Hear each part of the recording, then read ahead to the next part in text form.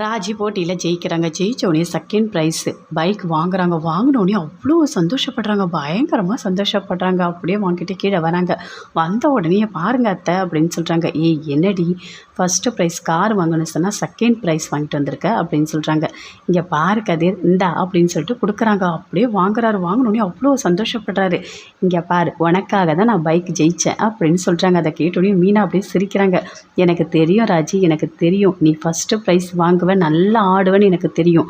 ஆனால் நீ வேணும்னு தானே இந்த செகண்ட் ப்ரைஸ் வாங்கினேன் அப்படின்னு மீனா சொல்கிறாங்க.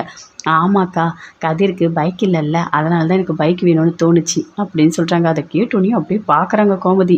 என்னடி இது 2 பேருக்கும் பிடிக்கலன்னு சொல்கிறீங்க, ஆனால் ஒருத்தர் மேலே ஒருத்தர் இவ்வளோ பாசம் வச்சுருக்கீங்க. அவனுக்கு பைக் இல்லைன்னு சொல்லிட்டு நீ டான்ஸ்லாம் ஆடி பைக் வாங்கி தர, அப்பாப்பாப்பா இதெல்லாம் தாங்க முடியல அப்படின்னு அப்படியே கோமதி சொல்கிறாங்க.